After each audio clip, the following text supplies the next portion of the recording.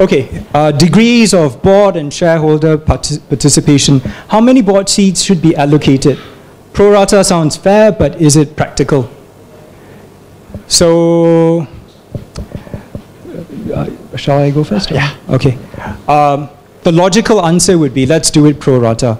From a logical perspective, numbers perspective, you know, if you own 40% of the company, and let's say the current shareholders own 60%, if they already have 3 directors, then logically, as a 40% owner, you say, we do the maths, I should get pro rata, 2 directors. That's from a mathematical perspective. But from a practical perspective, from the founder's perspective, you may not want to give them a pro rata representation, simply because this is just first round, Series A.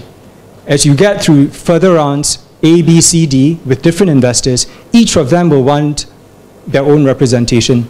So let's say you reach Series E, 5 rounds, that means 5 directors. From 3 directors, you add on 5 directors, that's 8 directors. You'll be diluted from a board perspective. But if you had done it otherwise, if you had done it the pro rata perspective, it wouldn't have been 8 directors, it would have been more than 8. And that will cause a lot of issues from a management or decision-making perspective. Because ultimately, VCs also still need to be aware that they are not there to run the show. They are not there to throw a spanner and offer different views, because different VCs have different investment strategies. Ultimately, they should still respect the vision of the founders. So one board directorship, one seat at the board sounds reasonable enough, because that gets them involved. They are aware of all the information out there, and they can participate in decision making, but they won't have too much representation. There was a question? Quorum? Well, I think quorum, again, it depends. I think it goes back to the relationship with the investors. I wouldn't be surprised if investors want quorum to comprise their board representative. But if, let's say, Malaysian company, but you are a Singaporean investor with no office here, and your director is a foreign director, could be Singaporean, could be non-Singaporean, definitely not Malaysian. So it doesn't really make sense for them to form quorum, because it's going to throw a spanner in the normal operations or decision-making process. But if, say, they are a local investor and they are giving a lot of value add to the company through mentorship, guidance, networking, and all that, it may make sense to add them into the quorum decision process. The flip side is, if you don't give them quorum, they may ask for certain decisions to be only passed with their vote. What we call in a reserve matter, like we give them a veto right. So that could be another level of protection for them. So yeah, go ahead, conduct board meetings without me. I don't have to be there. But in respect of certain matters, you make sure I vote yes for you.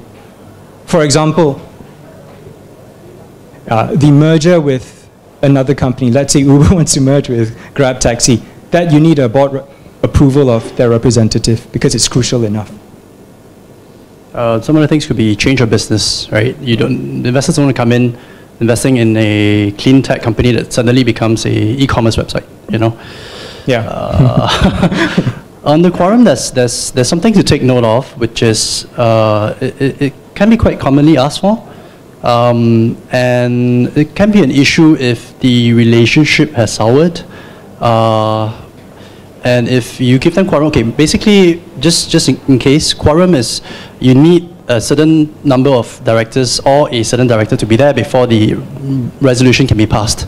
If they don't show up, you can't pass a resolution. And it's happened when the relationship has soured and they don't want to see each other. I don't like your face, and I don't want to support this. I just don't want to show up. And then how? Yeah. So that's happened before. So quite commonly, if I were acting for the company, because you don't want this kind of tactics to stall the company, you would probably put in something that says, after we call for 2 meetings, you don't show up, too bad, you know, it's going to go ahead. So yeah, that's something to take note of.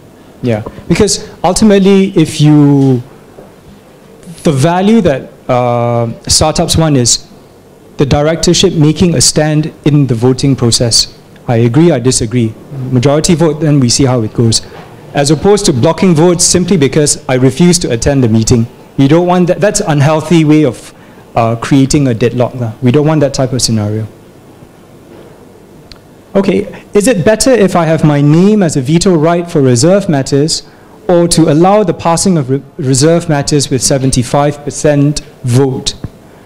So now, like we mentioned earlier, there could be certain matters that are important enough that need the approval of your investors. We've seen arrangements whereby instead of naming individuals, they say as long as we have 75% of the shareholder votes, we can pass those matters. Then we look at it logically. Okay, now there are only two buckets of shareholders. One are the founders, 60%. We have a first investor, they own 40%. So if we say we need a minimum of 75%, then logically we need both parties to agree to it. But as you have further and further rounds, that 40% gets diluted. You don't know what's the composition going to be like, who forms that 75%.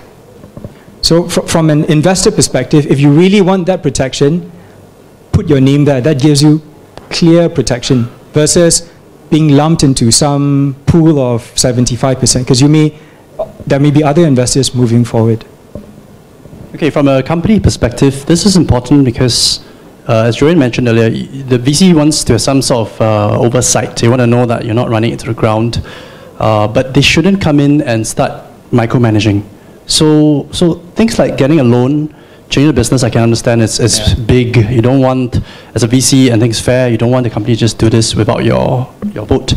But some things like the budget, the monthly budget, or can't spend more than 5,000. I've seen those before in any 1 month. I mean 5,000 compared to a mil. So you don't want that kind of micromanaging. I have to get the consent on something because it's hard. I mean, it's hard. Everything they want to, get your consent. I need your consent. So that's something that a lot of people skip over. They look at price, but actually control is just to give a quick overview. Control is just as important. I mean, price, of course, the first thing you look at. But you give up too much control, you can't do your job. You can't run as you can, and then, Yeah.